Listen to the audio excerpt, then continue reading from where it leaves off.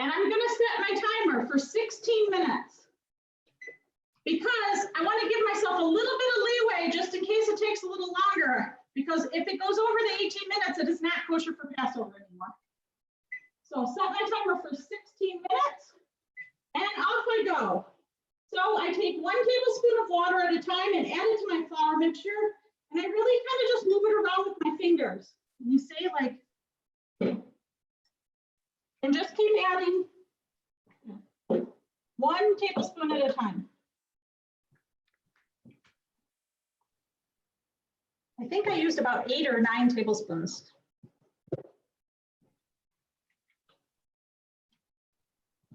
I did use warmer water because it seems to work better. Not hot, not boiled, just warm from the tap. And you can see it's kind of starting to plump up.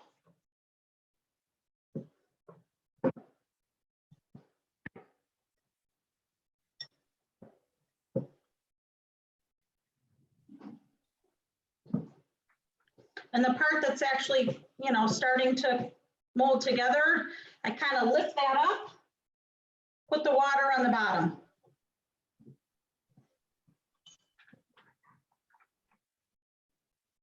I think I need 1 more.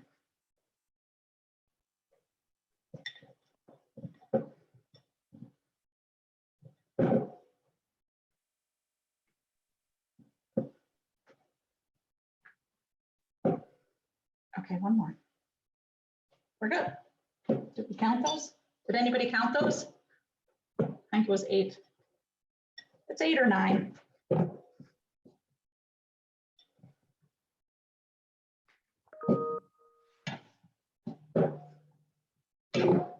Okay, so now it's all together. And I will take it over to my prepared surface and knead it about 5 times.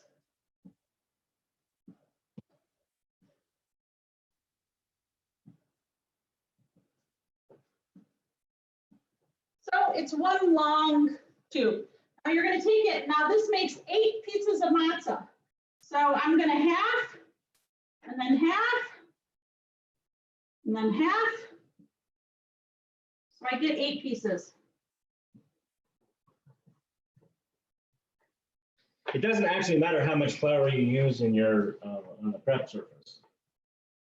It's just a suggestion. Okay, so The idea is, of course, to get it really thin so that it cooks really quickly, because essentially you're doing which will be a 6-minute bake time. So very, very short. right, so I am trying to get it very thin.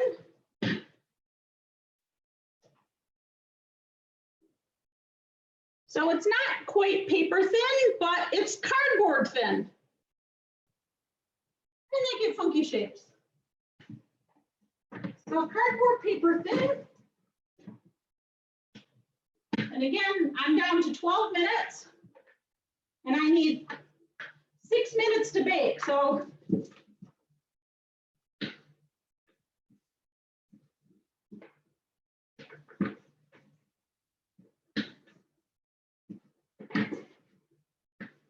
three.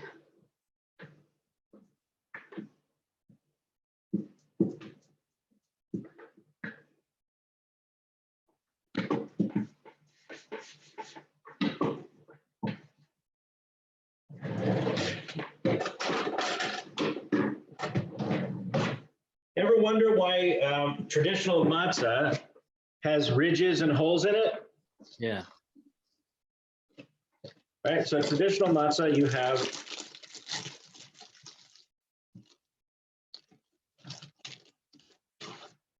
the ridges and the holes. Anybody know why? So it doesn't rise while cooking. Go ahead. So it doesn't rise while cooking.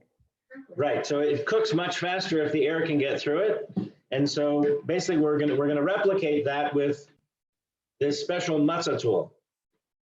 I have actually a meat timer. Oh, that's the second time. meat tenderizer that has all sorts of, it's much easier to use.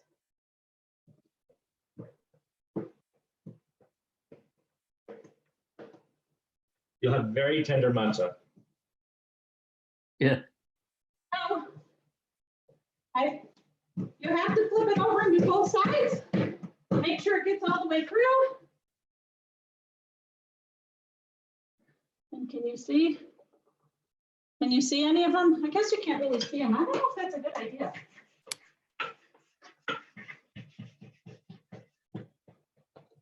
It's the fork.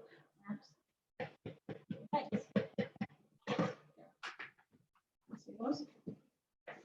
Right, so now you've got something that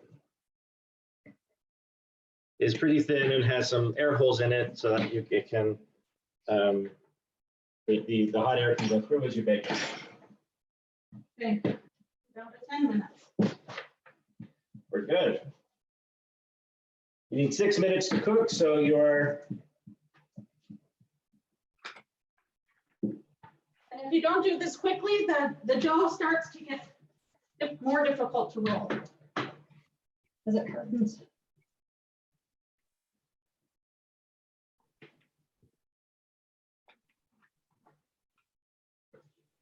I'm gonna take those down.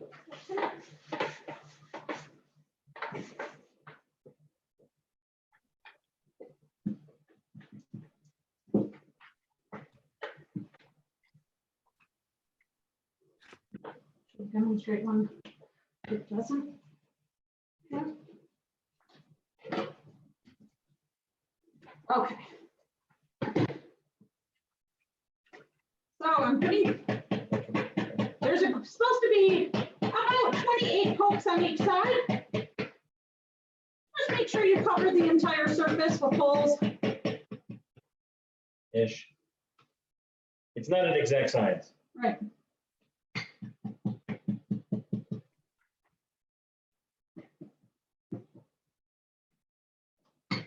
So you can picture yourselves being ancient Israelites desperate to get out of town and sitting here making these things over a wood fire.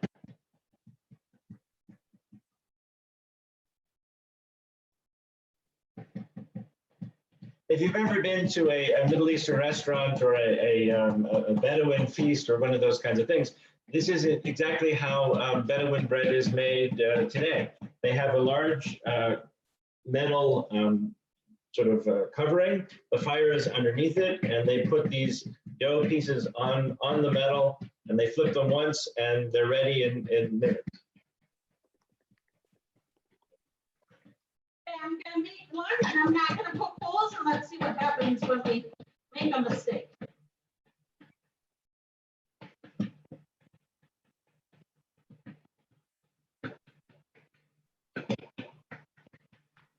Okay.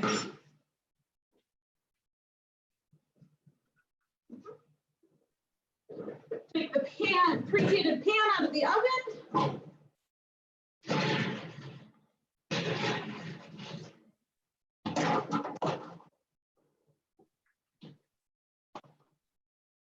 And we're just laying them down, and they can be over top of each other so that they all fit. They're not going to stick together. And then I put one where I did not poke holes. Let's see what happens. Okay, I have 7 minutes on my timer. So we're going to cook them about 3 minutes on each side. So in 3 minutes, we will flip them over. And I'm going to wash my hands.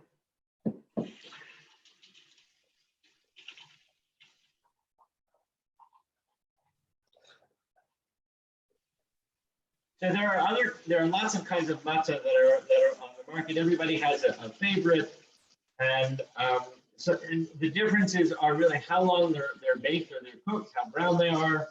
The ingredients are simply flour and water. There's nothing else that goes into matzah.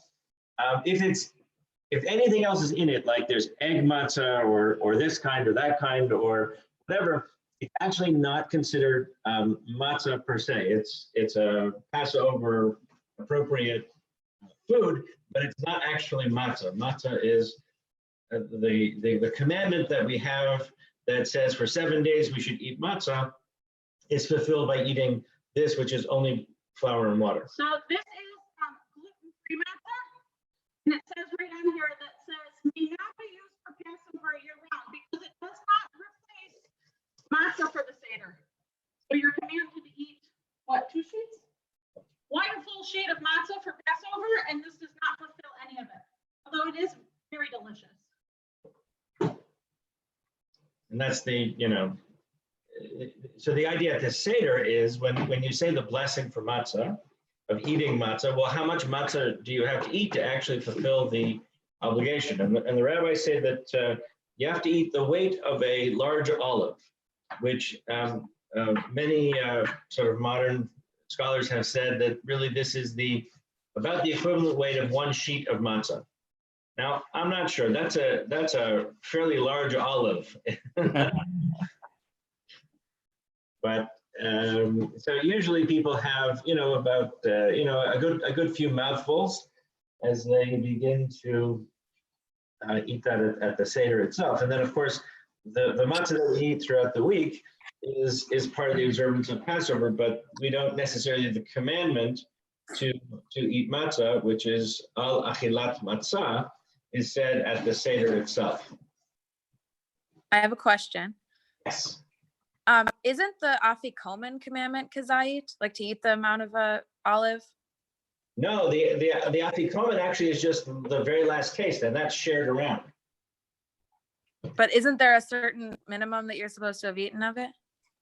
No, because it's 1 piece that gets shared by everybody.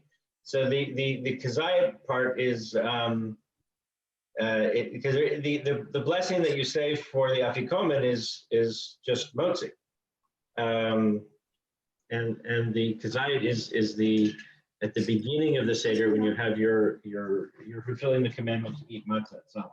Okay, we're going to flip our matzah over. So it's crisping up very nicely. Easy to flip over. And doesn't stick. Doesn't stick to anything. And here so far is my piece. Can you see how it's bumped?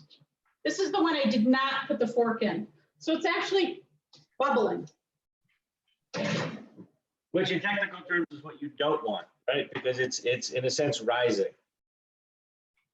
Although there's no yeast in it, the flour itself, because of the baking process, is actually rising. So that's why you're going to put the holes in it to prevent that.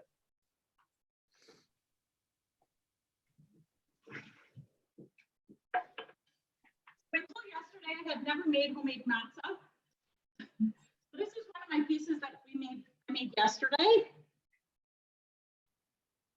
Looks really nice. And I haven't eaten it cold, but very warm. It was absolutely delicious.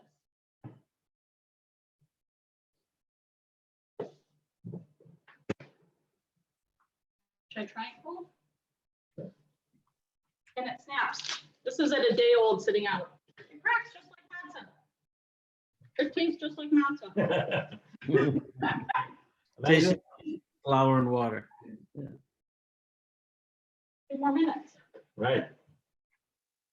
So after we finish matzah, we'll go through the other parts of the Seder plate and talk a little bit about some of the additions that you can use, some of the modern symbols that are there. If you are looking for a Passover Seder text, there are lots of them that are available online. We'll be posting one a little later. And that we're going to use for our second night Seder here. We'll do a second night Seder via Zoom, and hopefully get everybody to log on and participate that way, and then we can join together at least in a virtual sort of way, and see where we go. So if you have questions about how to lead the first night, or you want to lead a first night, you don't never have done it, I'm happy to talk with you and figure out how to do that. it's really pretty easy, and you can have a lot of fun with it, even if it's just a small group at home.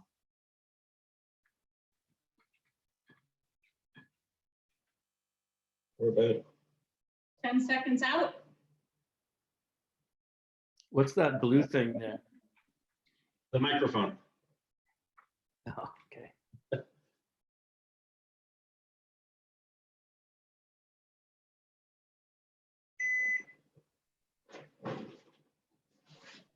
And here we have it. Can you see? This is the matzah I didn't put the fork in. Oh, yeah. So that's not what you want. That would not be kosher for Passover, but here is pieces we did. Flat. A little bit round on the edges. I actually maybe would cook these for another minute, which is why I only set my timer for 16 minutes. So that I've had an extra couple minute leeway. Like, you know, it's just starting to get brown. Maybe I'll throw it back in the oven for 30 seconds. Looks good.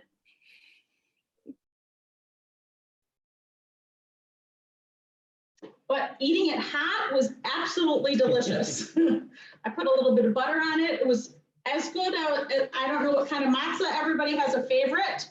My favorite is Straits, but it was as good, if not better than that. And you made it. Oops, sorry. Okay. And so if the grocery store is out of it, or you can't get a hold of it or whatever, at least you can make enough for Seder. And yesterday I tried like cutting them. I cut one into a square. I cut one to different shapes. You can get creative. Yeah, you could get creative. So it says to just cool on a cooling rack. So moving it right over. The idea is that you want to prevent it from continuing any rising process. You want to cool it as quickly as possible.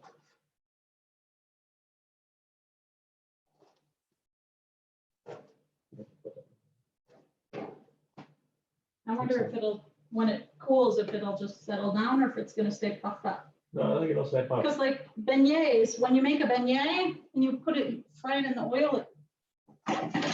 Oh. Any questions? It's pretty easy. I did not think it was going to be that easy. It's very easy to make. I just have a question about storing it. If you're making it in advance, would you just put it in a Tupperware container or? Where Ziploc? Yeah, thanks. Yeah. It looks so easy to make. Thank you for showing us. You know, when I was, as a kid, you would, of course, during Passover, take your Passover lunch to school, and it was always this disaster because it usually sat at the bottom of your knapsack, and by the time you actually got to lunch, all you had was, crumbs and jam or something. Yeah. It was always Sorry, what was the answer about storing it? Tupperware container, Ziploc bag. Tupperware container, Ziploc bag. Okay, thank you. Yep. I mean, recognize this stuff is not going to keep for all that long. It's only flour and water, so that, if it's not stored in a dry place, it'll mold over. I think. Better try it. Yeah, no preservatives. I would imagine that. I mean, it's the same as actually regular matzah, which seems to keep for decades. So Yes. That's good. We should try one of those and try one of these. Yeah. One's better. This is where the virtual part is not so good. So Rabbi, I have a question about the matzah that we buy in the store. yeah, Okay, so on the boxes it says, made for Passover 2020, which is this year. Yeah. But if we happen to have a box left over from last year, Craig and I have an argument. I say that it's chometz for Seder, and he says it's okay to use. So well, anything that is not used by the end of Passover, at the end of Passover, it takes on the status of regular food. mhm. Right, which is why that in a traditional setting, you would absolutely get rid of all of your food, including any condiments or butters or anything like that, and would all be new for Pesach. Thank you. That's what I said. I didn't know that either. Okay. Yeah, although the reality is, I think that most people, unless they're super observant, will be comfortable, taking away things that have chametz in them or any kind of leavening or bread or that kind of thing, and continuing to use things like condiments or whatever that you can use. Although because the commandment is not so much you can't eat it, but it's also you can't actually possess it.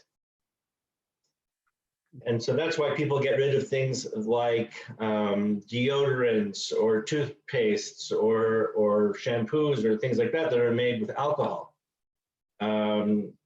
Cleaning products that are made with alcohol are not technically kosher because those alcohol products are made with grain alcohol. And when I was a kid, my mom's a pharmacist. So when I was a kid, I worked in the drugstore, and we would get hired by a particular family, and we would, on our hands and knees with hand combs, comb the crumbs out of their carpets. That was my most unique job as a kid. Rabbi, Yeah. this might be a silly question, but if you have a dog, the dog has to eat, but the dog's food has flour and things that aren't for Passover. Right. Is that an issue? It's never been in my family, but just the more observant. I'm sorry? On how far you want to take this, right? There are Okay. people who will purchase kosher for Passover dog food. Seriously? Yeah. There are others who will say, well, the dog owns the food. Okay. It just depends on to what extreme you want to go with this. You can also say that the food is being, that the dog food isn't really considered food for humans. And so therefore, although it has chametz, and changing the dog's food would pose a health risk to the dog, that for health and safety, you can continue to feed your poor dog. He'll appreciate that. And if you're really Passover for bagel here. yeah, good, yeah. Okay, let's move on. All right. Doesn't like my humor. So on the Seder plate itself, we have a number of different symbols, right? So let's start with the shank bone or the zaroa, which really can be any bone. So this is a chicken bone, but it can be a bone from a shank bone or whatever it is that you want.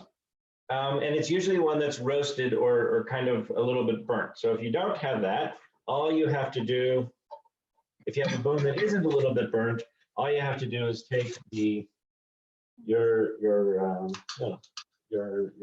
kind of barbecue tool and burn it. Why would you actually burn it? Any idea what the reason is for burning it? Is it cleanliness? Not really. It's actually nothing to do with the practical stuff. It's really more spiritual. The shank bone symbolizes what? Burnt offering. The burnt offering, the sacrifice, right? And so you are remembering that moment, and so you burn or kind of crisp the end there. The same thing really goes for the zaro, which has the betza rather, which has a double meaning. So the egg, first of all, it's a hard-boiled egg. And of course, eggs are symbols of fertility and rebirth and renewal and spring. And Passover is by definition that spring holiday. And so the egg also represents the sense of new, but also the sacrifice. And so although this is, and there's always the difference between Passover sort of rules and Passover traditions. And in different communities and different places, there arose different kinds of traditions. So one of them that exists is to take your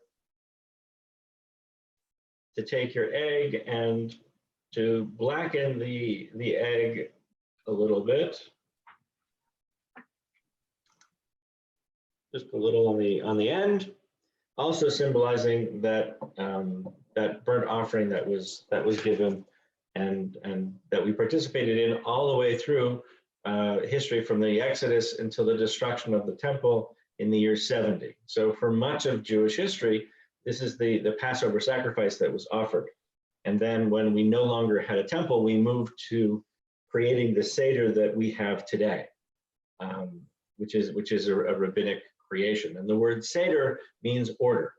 And you go through the order of the various different symbols as you work your way through the Seder. And you know, one of the ideas is really that Seder is a reenactment. You are reenacting this process of being in slavery and working your way towards freedom. So the symbols that you use, or symbols that we have, are ones that help us understand that. And they are, thank you. So one of the other symbols that we have, of course, is the parsley. And again, it has a dual meaning. Parsley also is a sense of regrowth and renewal. It's a spring kind of a plant. And it is dipped in Salt water. right. We dip it in the salt water, and the salt water. No, you would do it as part of the Seder. So as part of the Seder, we dip our parsley in the salt water as a way of recognizing the tears and of the struggle of being enslaved in Egypt. Is salt? I never asked this. Is salt kosher for Passover? Yes. Yeah, there's no issue with salt. Salt actually just comes from either sea or ground, and there's no leavening process. There's no, you know, it shouldn't be things like a processed salt or garlic salt or this flavored salt or whatever. But regular table salt, regular kosher salt is just fine. And so you make up a mixture of highly concentrated salt water, pouring in as much salt as you can before it begins to not be dissolved. And then you dip that, you allow people at the table to dip their own parsley. So here's my kosher salt.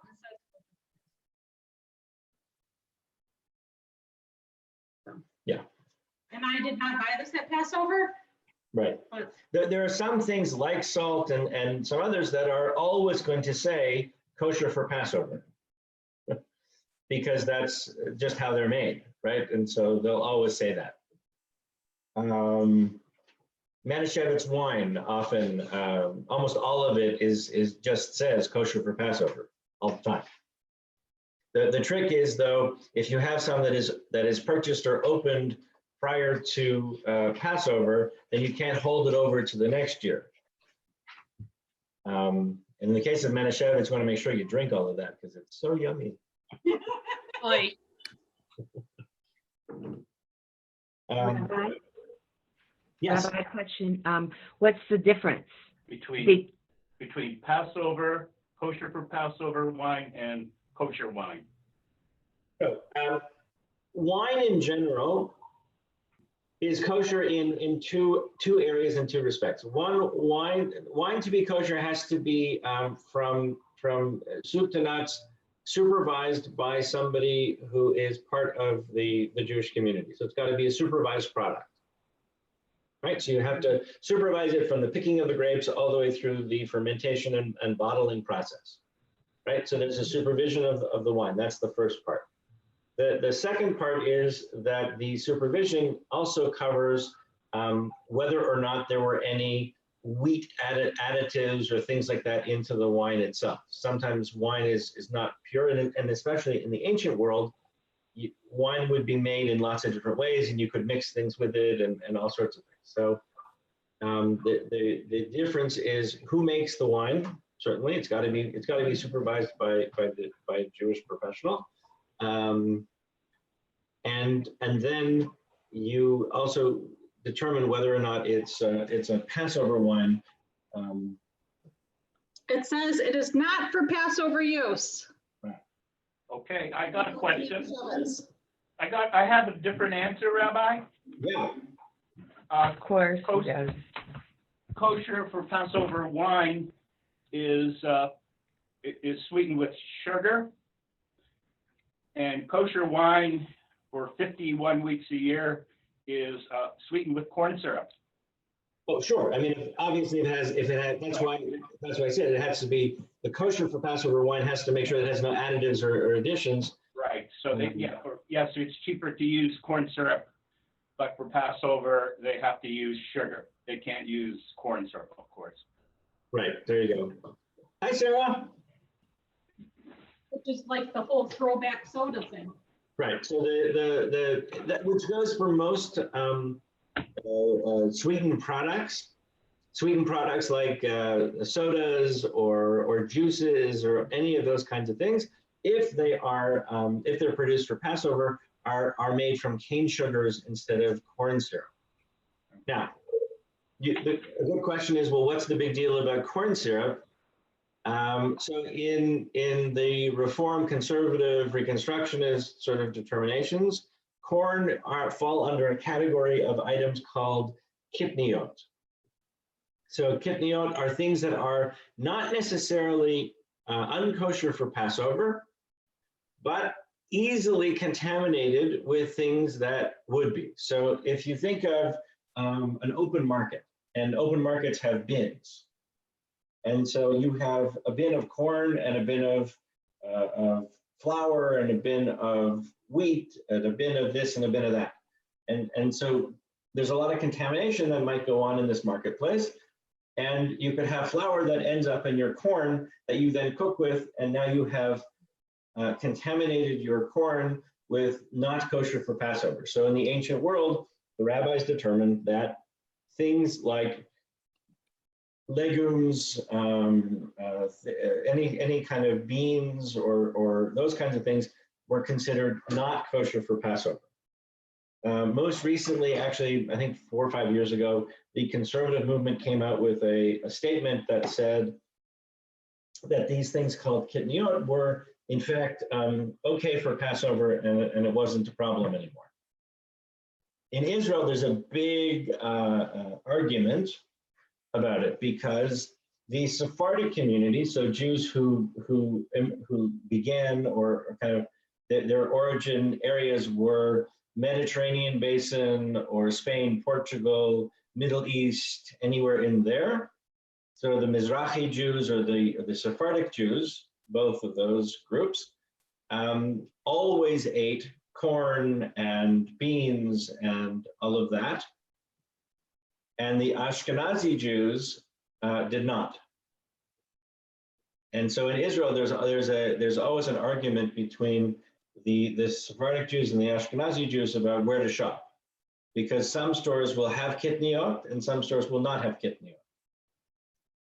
And so you just have to, and mostly in North America, we had for years and years, Passover was without any corn